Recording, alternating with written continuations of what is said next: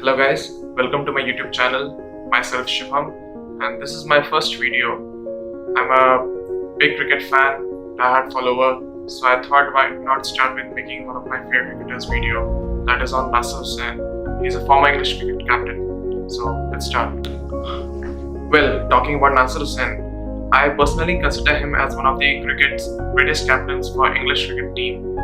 His numbers and statistics may not give him full justification for the amount of contribution he had towards the game, but he is a revolutionary for the English cricket team in the late 90s. During the 90s, there were many great captains like Steve Waugh, Hansi Cronje, Mark Taylor, Arjun Ranatunga, Wasim Akram. They all had one of the best side which can easily decimate any opposition on any given day. And then there was Nasser Hussain, who had very limited resources, but still he made one of the best cricket teams in their own ability. Well, talking about his childhood, he was born in Chennai in a middle class family. His father raised him as a leg spinner, but soon he found out that he was very much struggling in that. So he converted himself into a batsman and then shifted to England. So when Hussain was made the captain, he instantly introduced the system of the central contract system, in which the players were being provided a sense of security, a sense of belonging that they were part of the English cricket team. Because earlier, the players used to have priority of playing county cricket over international cricket, because they were having a sense of fear that every time they were having failures in 2 or 3 matches, they were being chopped off from the team. And that was one of the darkest days during the 90s era. Well, the biggest concern was how a team with the likes of Trescotty, Vaughan, Hick, Ram Prakash, Gough, Stewart, they may not be great, but they were still good, and they were ninth in the ranking, even below Zimbabwe. Could you believe it? Well, this is where Hussain's sharp leadership and astute man management skills came into picture. He laid the foundation brick by brick, and soon the results were in coming favor.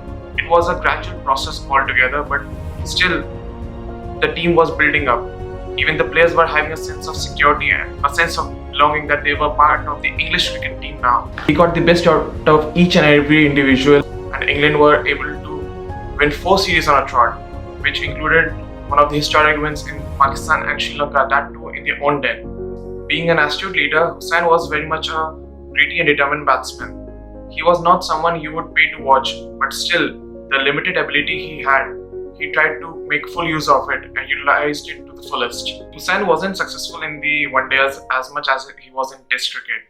His lone century coming in one of the greatest matches, that is the NatWest final against India, in which Indians snatched their victory from the jaws of defeat. He scored a brilliant century. His 3-finger celebration is still widely remembered. Well, the cricketing fraternity had a great admiration towards Nasser Hussain, but at the same time they were very much critical of him as well. They used to criticize him for his negative field settings, negative bowling line length as well. But the great Sachin Tendulkar considered Nasser Hussain as one of the greatest captains against whom he has played. He was once being stumped in a test match in Chennai against Asher Giles because Nasser Hussain told his bowler to bowl negative line length against Tendulkar. Once on-field rivals, Sourav Ganguly and Nasser Hussain come a long way. They both have a mutual admiration towards each other, and Ganguly considered Nasser Hussain as one of the greatest captains against whom he has played, because they were both shared the same ideology and they have both revolutionized the cricket for their respective countries. In 2003, at the fag end of his career, he was given the District Cricketer of the Year. He played 96 test matches. He knew his time was being counted. He handed over the captaincy to Michael Vaughan in both the formats, Test as well as in one-days. In his farewell match, he played one of the best knocks of his cricketing career against New Zealand, that too at Lords. He went on a high. Maybe the captaincy numbers may never justify the fact how phenomenal leader Hussain was.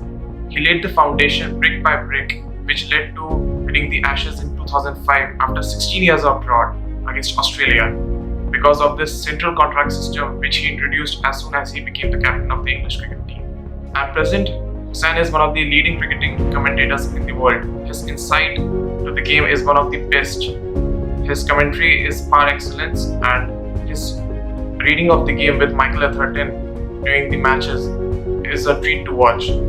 I would suggest that if you get a chance, definitely you should be reading his autobiography, Playing with Fire. It's one of the best cricket books you will ever read.